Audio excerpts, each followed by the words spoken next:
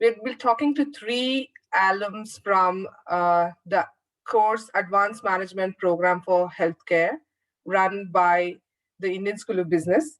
This is a modular program for senior professionals from healthcare industry who want to come and learn management in a more formal way, where they want to move from being functional leaders to business leaders, where they want to meet peers who are kind of pushing the boundaries of imagining how healthcare needs to be delivered in the near future. And we're very excited to have three leaders. I'm going to introduce them.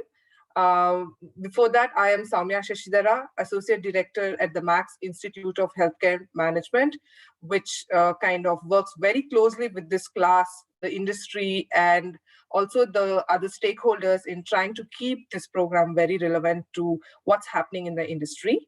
So I would like to introduce the panelists now. First, we have Dr. Vinayendra Tulla. He is the Executive Director of Aditya Hospital and an alum from the AMPH founding class. So this is the first batch that came in to do the program in 2016. In addition to being the Executive Director at Aditya Hospital, Vinay also works very closely with the startup ecosystem, and he himself is an investor who kind of grooms and kind of develops startups in this space. Dr. Vinay, great to have you and welcome to the session. Next, I would like to introduce Dr. Satish Reddy. He is the Managing Director at Aster Prime Hospital and also a consultant orthopedic surgeon. He is from the class of AMPH class of 2018. Dr. Satish, great to have you and welcome to the session. Thank you. And our third panelist for the day is Dr.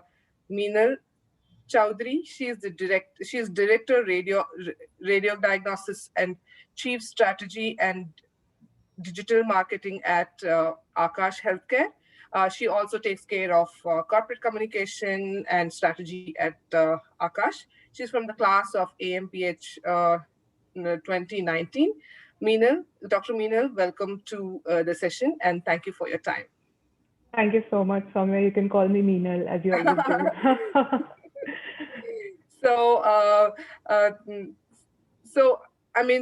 Just in terms of the structure, I hope to get about 3 rounds of questions to each of these leaders that we are talking to. And hopefully at the end of the session, we will have adequate time to interact with the participants who are here. And then just to start off the session, I'm going to ask each of the panelists to kind of talk about 3 things.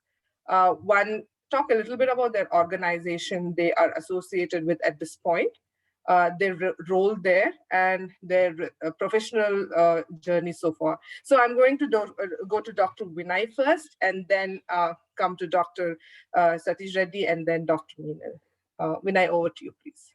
Yeah. Good evening, everyone. Thank you, Samiyah, for inviting me. It's always a pleasure to be on ISD panel. So, I'll just give a brief about my background. So I'm actually a postgraduate from Ramchandra Medical College. I did my radiodiagnosis, MD in radiodiagnosis from there. In 2008, I came back to Hyderabad. And then I worked as an assistant professor in a government hospital, the Usmania General Hospital, for a couple of years. Then I joined a private hospital, which is Aditya Hospital, and in around 2012-13 time. And then both as a clinician and also started participating in the administrative also. There, this is our family member-owned hospital. I was a part of the management team as well. We were actually planning to expand the hospital. It's a very old hospital. It's a 30-year-old hospital, and we had to expand there itself, and we had a limited constraints in that space. So we opened a new location there, where that is where myself and my family member is a partner. We both partnered together and opened a new hospital around 2013. So that's a 150-bedded hospital that has been running in the last couple of years. I'm an executive director in that hospital, and the hospital has been running since then. So parallelly, apart from the hospital itself, so I have been also a part of startup ecosystem. This was actually I was got introduced to this sort of ecosystem through one of my investor friends who were very active in investing space. They wanted whenever they had a company which they wanted to invest in the healthcare space, they required a little more of inputs. So they used to ask me to come and be with them whenever they had to, they had to discuss about the startup pitches. And also I used to go there and give a little bit of knowledge that I had about my clinical experience from a hospital perspective. So I used to give more inputs from that angle. And slowly, eventually, I started investing in a couple of startups, which I thought I'm going to make a difference in healthcare space. So that's how I started off as my investment journey through into startups.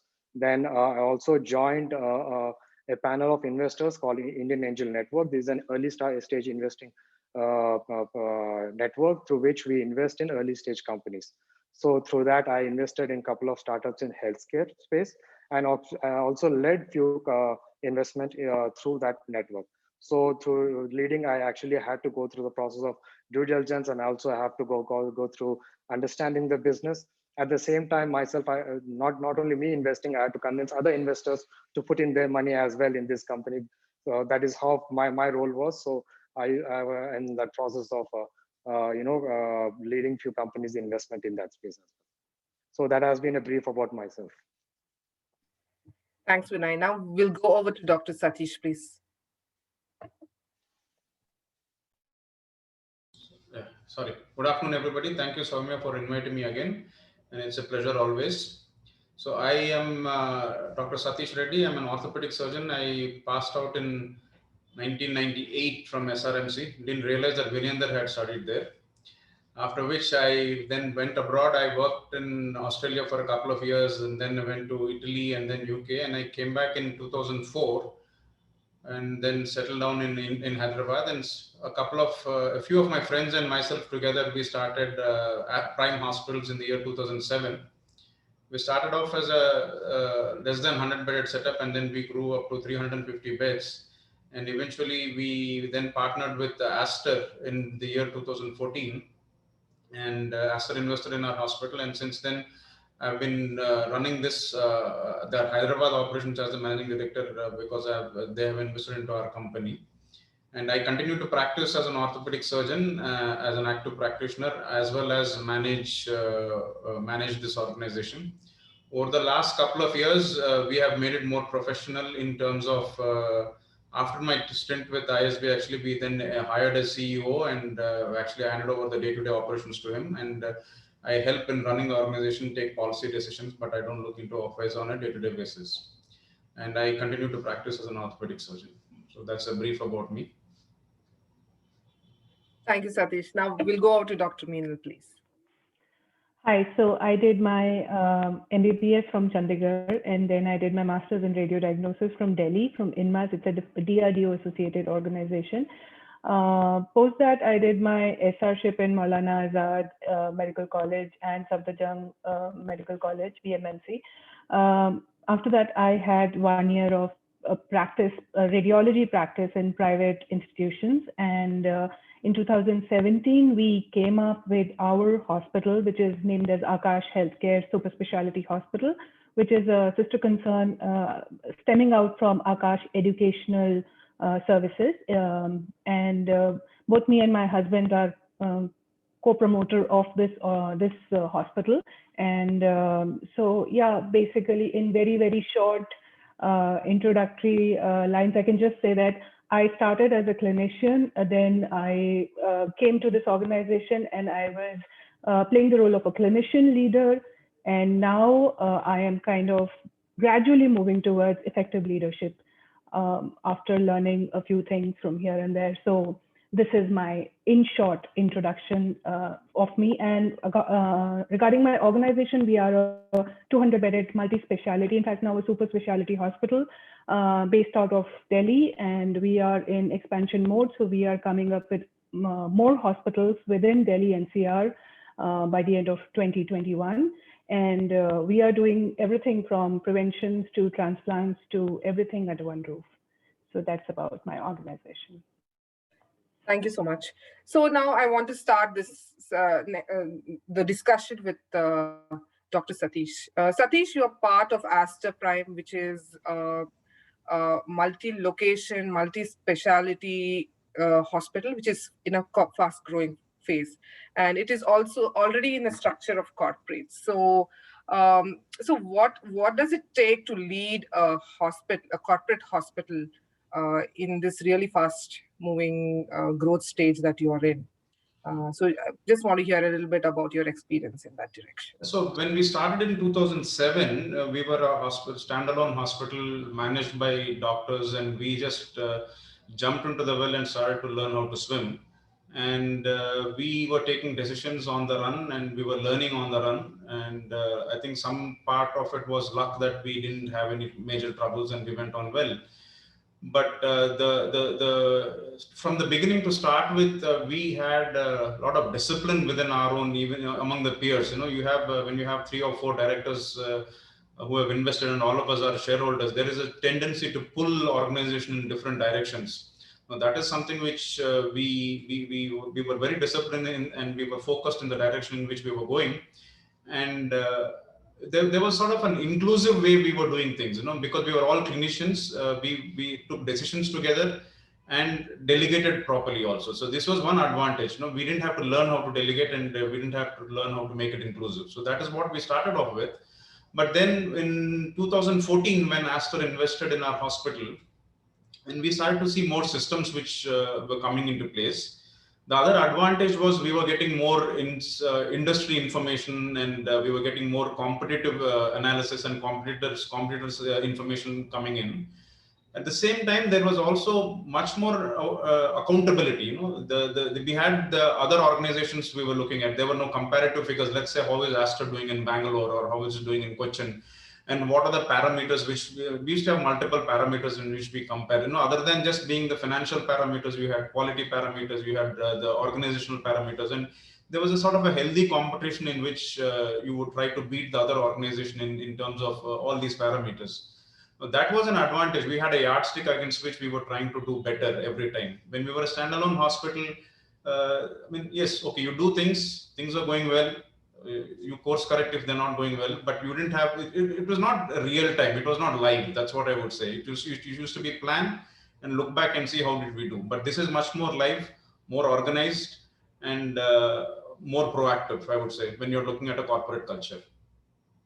Sure. So, Satish, you were already a owner of a facility. So, and then you still decided that you wanted to go and formally study management. So what triggered that thought? So what is it that motivated you, or, you saw that you needed to spend precious time investing in doing a intensive program like AMPH? See, I always had this feeling that we were learning on the run. Yes, experience is a big teacher, but are there things we can do better? Now, that's something which we cannot, which you don't understand, or which you don't realize unless you are, there is somebody like, or you can hire a coach and make him sit with you and see how you're doing. That's another way of doing things. But I thought going to a course like AMPH would get me an idea of how other people were doing, and if I'm doing anything wrong, and will it change my perspective of how to run an organization? And I'm would be glad to say that, once I finished, actually, even after my second residency, which we had with ISB, and when I was talking to my peers and colleagues and friends, they used to look at me, they used to come up with a comment that you have changed as an administrator. You're looking at things in a better manner. You're taking more variables into picture, and your decision making seems to be much more smoother. And they say that in general your administrative style has changed, and I was taking that as a compliment now. So I think areas which I never looked at, I was very poor at conflict resolution, I would say. I used to postpone it a lot, and I used to find it difficult to have those tough conversations with people, and very poor with marketing, I would say. Strategy was never on the top of my mind. So these are the things which, put in perspective of what we are and how do we go forward from here. So I think that was a very useful time. 1 year was something which I really enjoyed, and then you meet these 50 brilliant minds sitting in the classroom. I was one of the older members of the class, but I could see the future of healthcare sitting in that classroom. So, I mean, you're looking at meeting a cross section of people from all over the country who want to be good in the space we are, and the innovations and the topics for discussion. I mean, I think it was a very useful experience for me. So now I want to go to Vinay. So Vinay, you kind of interact with a lot of startups. So so basically you're evaluating both idea and the teams, right? When you're sort of evaluating if this startup is really going to take off and things like that. So what is it that you really look, the characters you look, or whatever the technical skills that you look for in the team that is pitching to you? Yeah. Whenever a startup comes for pitching, whenever what we look most importantly is the founder. For me, if you ask me, I give the weightage of more than 50% to a founder.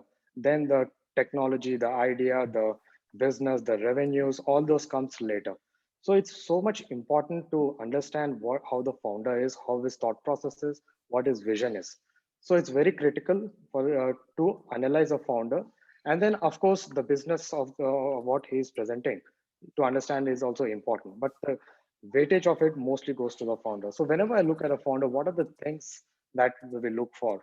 The first thing we look for is transparency. So how well is transparent in his journey been so far?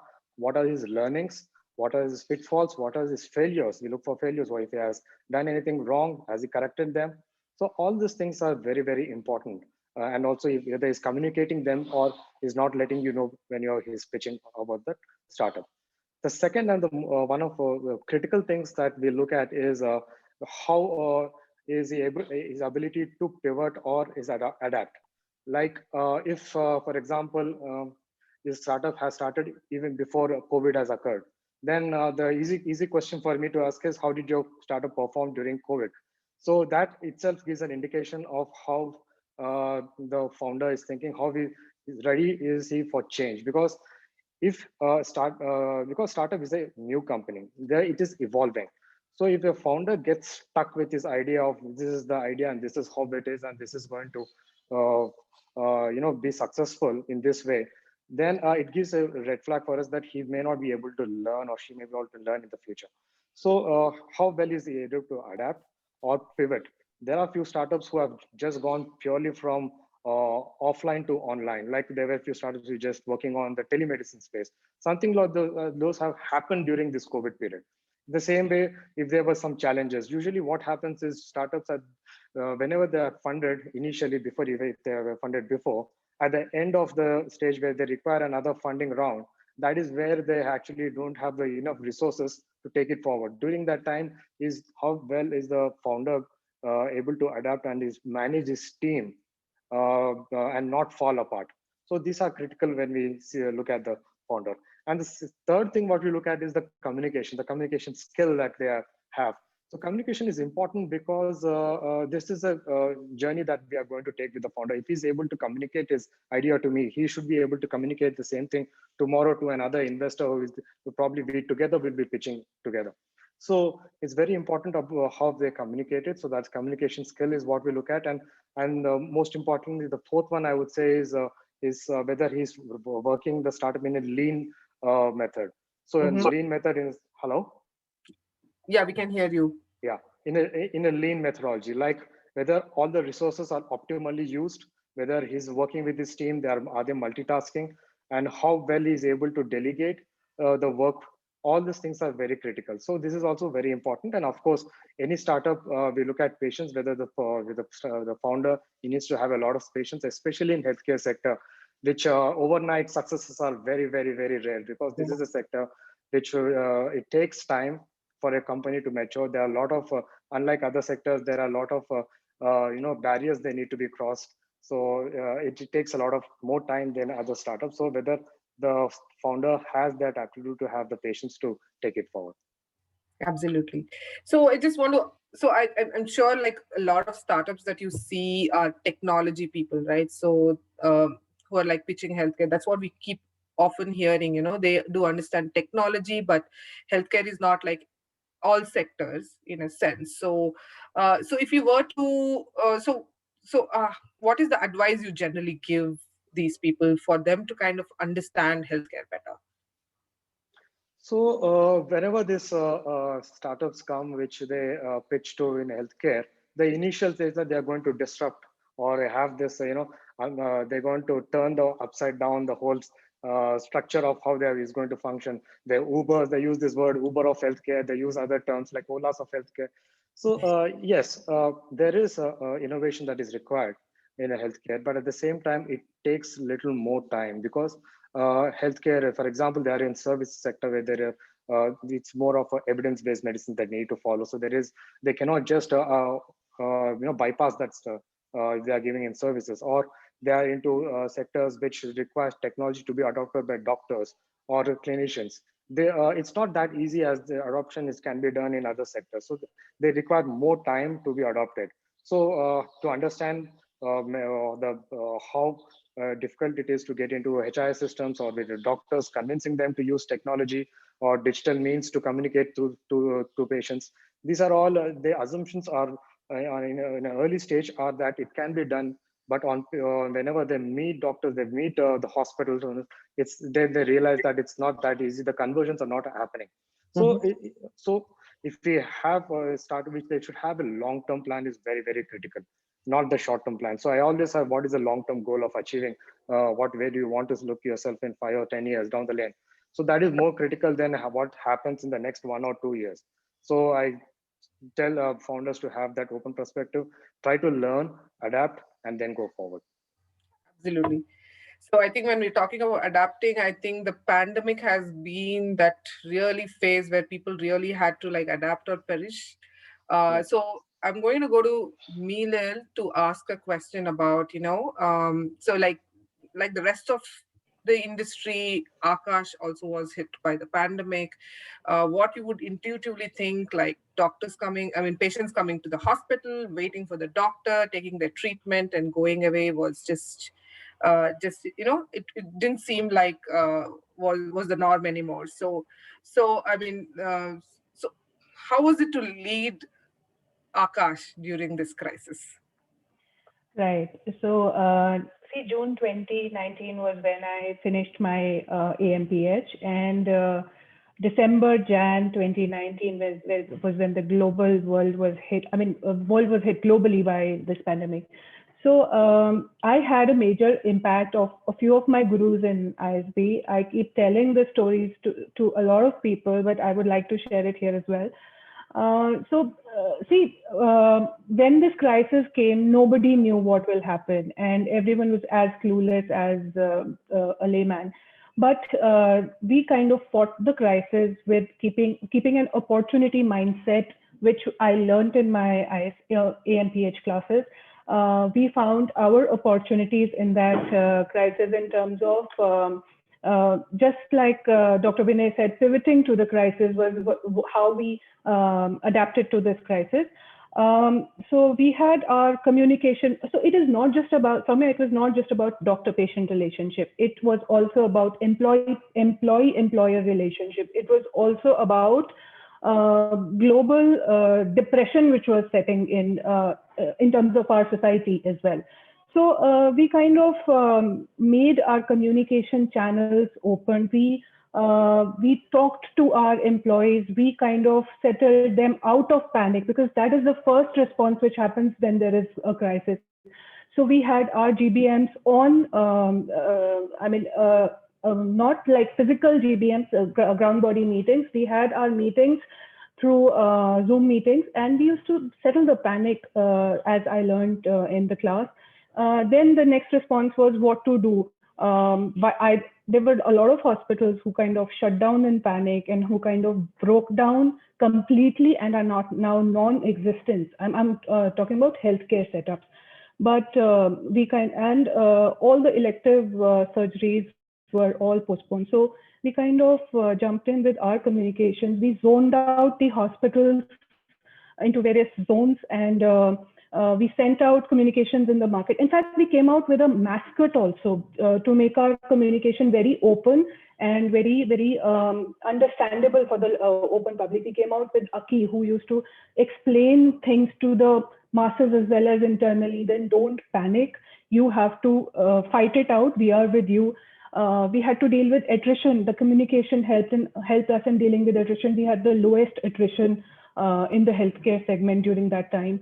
So I'm saying that this kind of framework which I learned in AMPH class, which was given to me by Professor Nandu, the moment this crisis started, I had my hands all swollen, and I didn't know what to do. I just sat in front of his class. I just made a framework. I just took out some actionables out of that framework, and we executed those actionables to the T.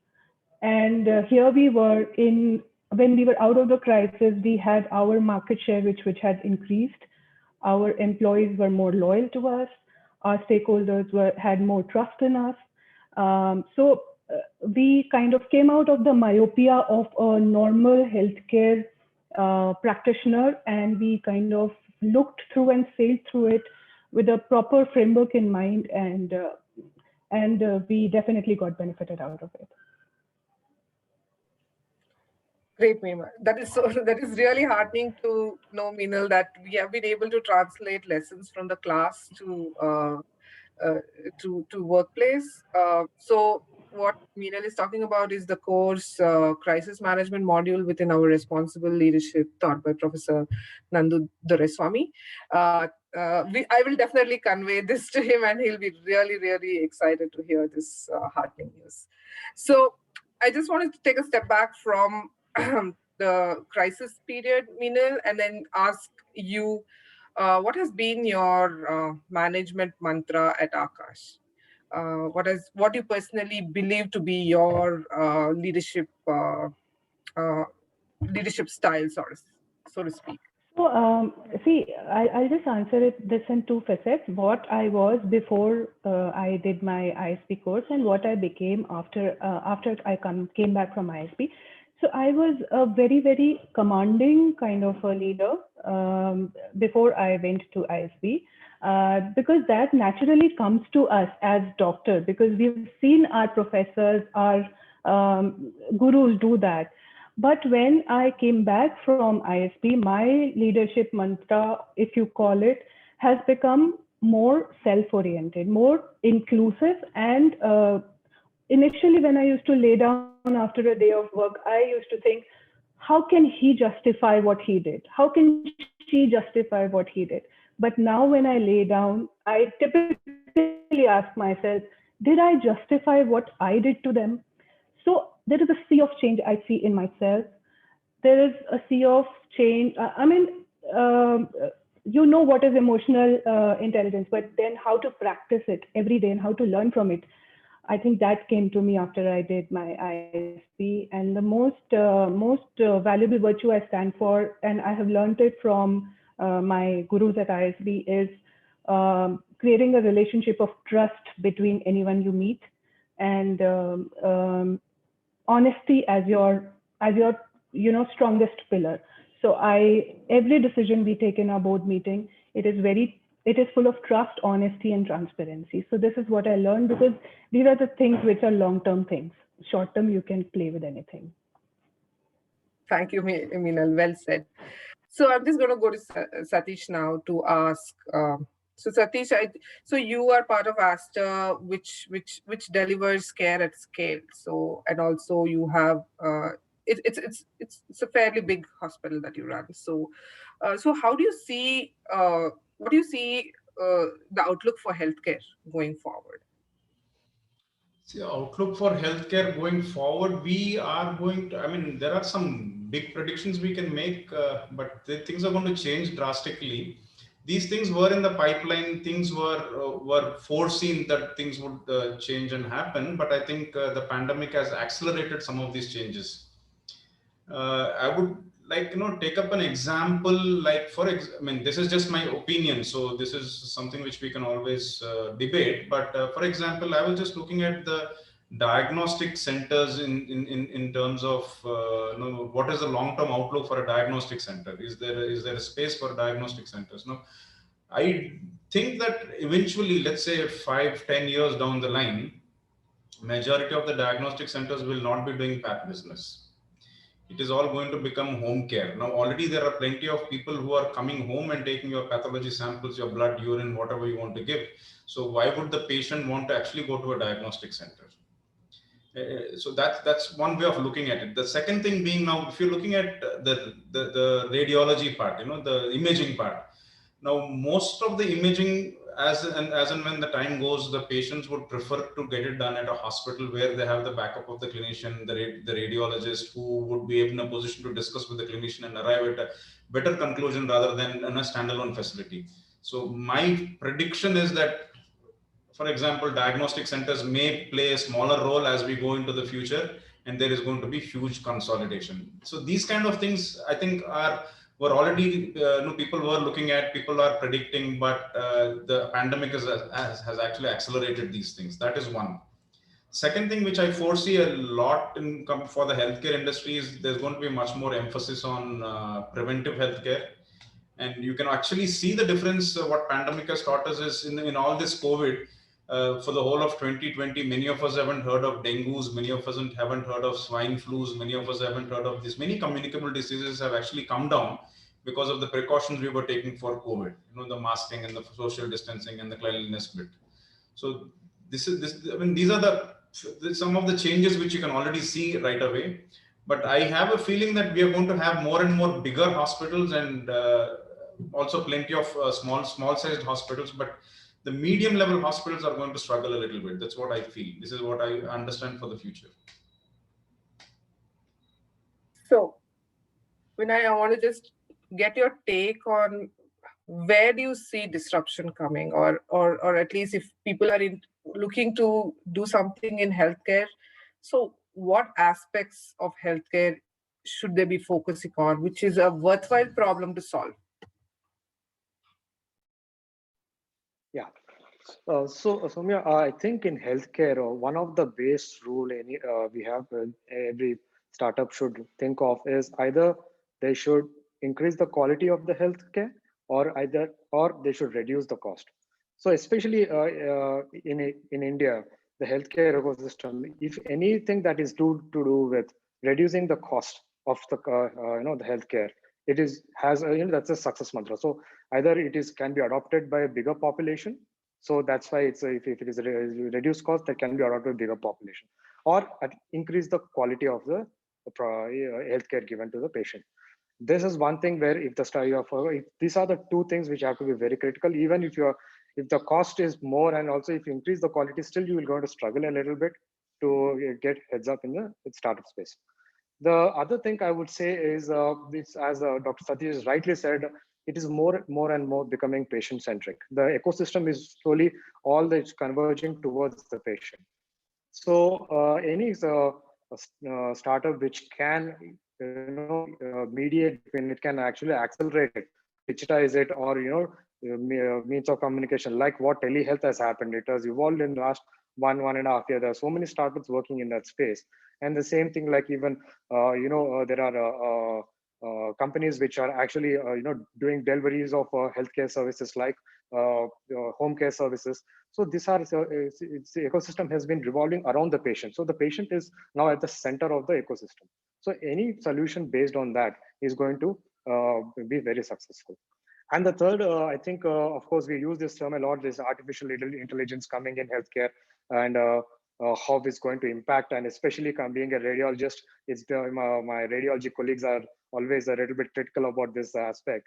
So yes, artificial intelligence is going to come in, as there is a saying in by one of a famous doctor, Airph Topol. He says that artificial is not going to replace clinicians, but it will replace clinicians who don't use artificial intelligence. So it's very critical that how they get adopted to this new technology. So the initial screenings and everything may be done by artificial intelligence, and then it may come to the clinician, who may have more time to spend with the patient and more be connected with the patient. I think that is a very critical role which technology will help in.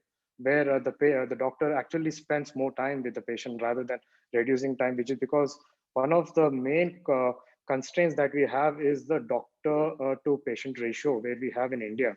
It's very huge. Like a doctor cannot actually look at many patients. Whereas if technology can somehow intervene and see that it is the doctor can spend his time or treat more patients than he can, then that would be a great advantage of. So these are the sectors I see that are disrupting in healthcare, and if any startups working in this will be a great future. Thanks. So, Minal, the last year you've taken on a lot of administrative and management responsibility. So, how are you managing your uh, uh, clinical and management work-life balance? Yeah. So that's a tough question, actually, Samiyah. Yeah, we only have 10 hours to work in a day. But of course, after learning a few simple principles of lean and also applying them in my day-to-day practices, having delegating, I mean, I delegate simple of the work, but take up complex tasks to myself in my clinical practice. And I have kind of found my passion within the whole gamut of radiology. So I practice that. Time management, of course, plays its role. So yeah, so I have been able to achieve a fairly good, clinician to management or administrative role in my organization. Work-life balance, of course, when you are pursuing a passion, you getting imbalance is only the way you can pursue a passion. So of course, I have my support system in place at home, and yeah. So I know there are a little bit of compromises here and there, but eventually we all learn to tide through, and we all sail through. So that is how I'm kind of doing. I can't leave my clinical practice because that is my passion. I can't leave my administrative role because that I have to do. So I'm doing both. Great. So that's very good. So there is space for both being a clinician and being a management leader at a hospital. So great to know that, because this is a frequent question some of the aspirants ask us. I mean, how does your clinical practice get impacted by taking on management responsibilities? But I think the answer is very specific and personal to each individual, what they want to do, what their passions are. But I think this is great to know.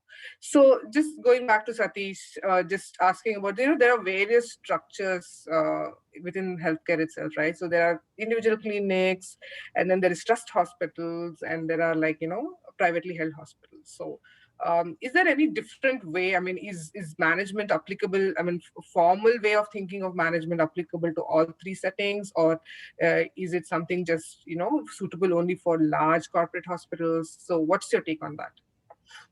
What your question reminds me of something I read, I think, as a teenager in Reader's Digest.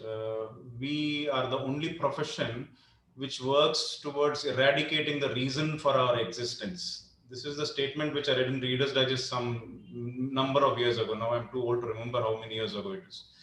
But I don't think anything changes depending you're in a clinic, trust hospital, corporate hospital. End of the day, we're all working to betterment of the patient. What is today understood is that when a patient comes to the hospital, he's expecting good healthcare and a good patient experience in the hospital. So that doesn't, these two mantras don't change when you're in a private hospital, you're in a government hospital, you're in a trust hospital.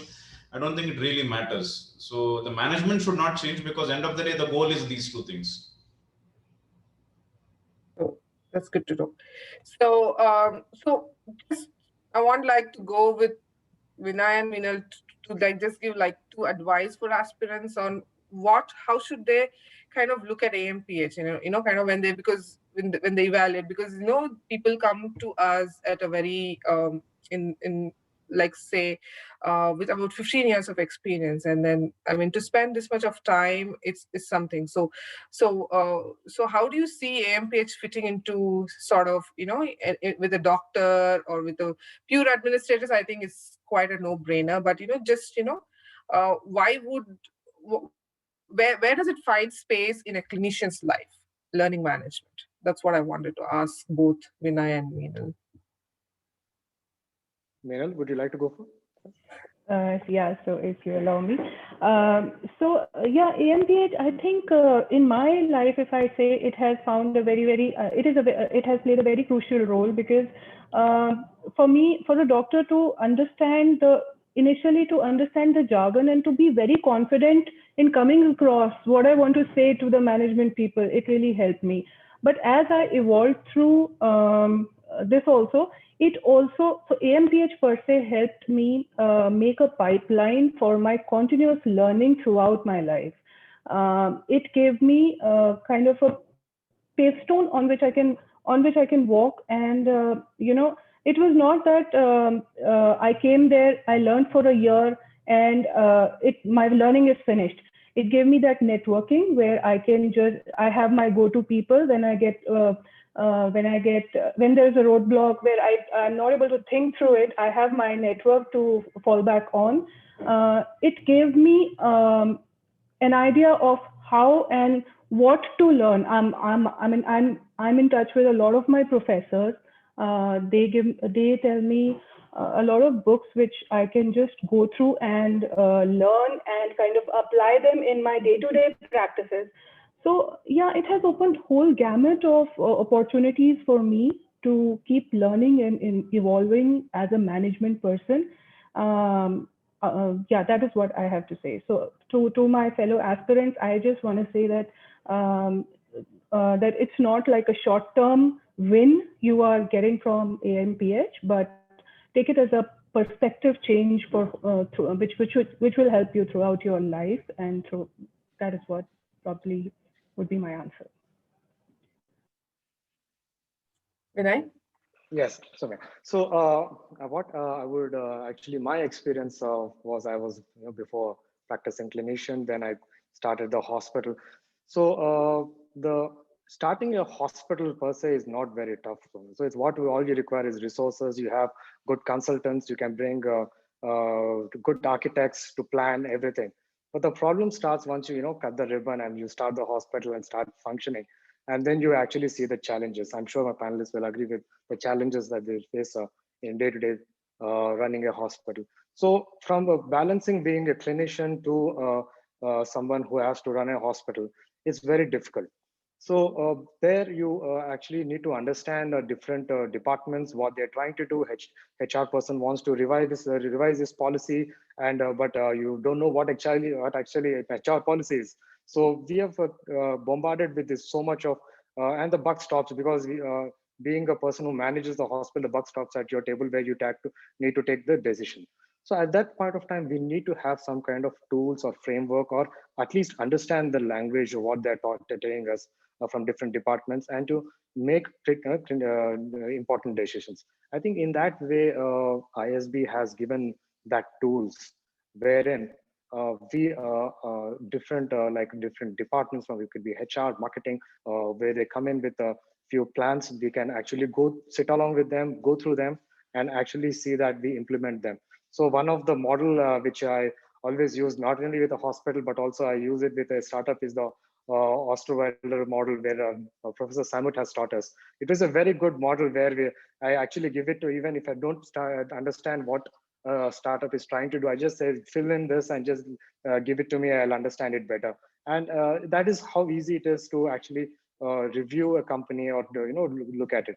So these are the tools. And also in the tools like a negotiation, we had tools for negotiation. So that I usually, not only I use it in my hospital or through startups, in my personal life also I use those tools. So that's how important these tools are. I learned from ISBR.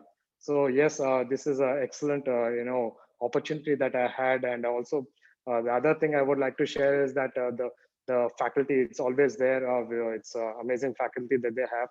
And when I joined, it was the founding batch. We were about 51 of us. So I had 50 diverse people who were my peers, who were experienced. So I can bounce off my ideas, even and we were staying together. So these are all the advantages that we had. And it's amazing that we had, just a catalyst for learning more about healthcare. So, Sorry, if I may add one more thing. So during COVID times, it is more relevant where we also applied the ideas of change management, which I learned there. So besides the personal leadership, we also applied the framework of change management to, buy in people towards a shared vision. So yeah, it helps, and it gives you it kind of segments your tasks into various boxes, and you can address those boxes in a framework kind of a manner. Which as a clinician, we are very very intuitive, and we are never taught all those things. So I would say that the amount of work which needs to be done now goes more in planning and execution rather than firefighting for me. So that is what after AMPH I have seen a change within my leadership style. thank you. So I just want to get like one sentence description of your experience at AMPH, and then we will try and get to some of the questions, though I've tried to ask a few questions based on the questions I've seen. So Satish, your one sentence description of your AMPH experience. One sentence. I would say it was brilliant. Just a single word. I enjoyed my lifetime there. I learned and enjoyed. Okay. Vinay? Well, one sentence is a little too short, but I'll try. ISB has been a catalyst for me to understand healthcare through esteemed faculty members and talented peers. And I also made lifelong friends in ISB. Minal? Yeah, so it has been transformative for me. And in my management space, I think I am more respected after, not because I did just from AMPH, because people who interact with me now feel that a more matured brain is talking rather than a more clinical, matured in the management sense rather than a clinical brain which was talking. So it was completely transformative for me. And of course, we had our share of fun and friends and frolic there, which is like never to forget kind of experience. Thank you so much. So I'm just browsing through some of the questions, and I think one of the things, how can people leverage their medical knowledge into management? And I've so often heard that clinical leaders are much preferred in hospitals. So what's your take? I mean, any of you? Yeah, let me take this. So medical knowledge in hospitals, see, if you have the right mixture of medical knowledge, experience, and management, I think there is nobody else to beat you in terms of, to be able to connect with your peers, your clinicians, your non-medical staff, because you have a mixture of both. Many a time, what we see, I mean, there are exceptions for every rule, but on an average, if you see many a time, the people who do not have a medical background take a longer time in learning the ropes and being able to connect with the clinicians or to be able to connect with the consultants. And the respect you get from a clinician being a doctor yourself is actually, removes some barriers to start with. You start off on an equal footing. So I'm 100% convinced that on an average, a doctor who is into management, I mean, I'm not saying all doctors are good managers. Who is in good management and who's learned the ropes of management and is doing well, has a higher chance of success than somebody who is a non-doctor. This is my personal take on this. I'm sure it can be debated to the moon. So I'm going to take a few minutes of your time to get to some of the specific questions. So Minal, we have Jayanta here asking that she's a ENT surgeon and 50 plus years.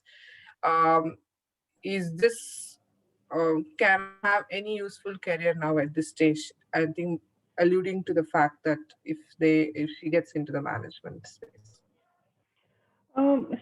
Actually, in our class, we had people of her age, and I think They did tremendously well after. So we have a Delhi chapter of AMPH. We keep meeting and we keep talking to people. So from their experience, I can tell you, Jayanta, that they had improvements in various facets of their lives. So at 50, we kind of moved towards delegating and monitoring more than working ourselves. We want the young generation to really use their energies. So this is one of the very good application what we learn after coming from a management course, that how you delegate but still monitor everything sitting on your chair, and you can do multifold tasks what you used to do, and now after learning the principles of management, what you can do. So I think 5 to 10-fold increase in productivity is, I think every one of us gets it after learning some management principles. So if that answers your question, do let me know. Thank you so much. So there are a few more specific questions I see here. I just want to introduce Richa Kattar Verma. She is my colleague in the marketing. So she will get back to some of the specific questions with regards to how to do the application, if there's a fitment in profile and things like that, which I think Richa is the right person to go. And then I also want to introduce you all to Vandana Yadav, my colleague at the Max Institute of Healthcare Management. She works very closely with Richa, and we will be happy to spend time with you to kind of answer these questions. And just to broadly put it, I think wanting to get into management and how one would use management in their clinical life is very specific to your context. And then we'll be happy to kind of handhold you in thinking through these very critical questions. On that note, I want to thank Vinay, Satish, Meinal for a very engaging discussion, and then we'll be in touch with all the participants very soon. And thank you so much, and goodbye. And all of you, please stay safe with the second wave of the virus kind of coming back. Stay safe. Bye-bye. Thank you. Thank you. Bye-bye. Thank you so much, Bye. Samiyah. Thank you, everyone. Thank you. Thank Bye. you. Bye-bye.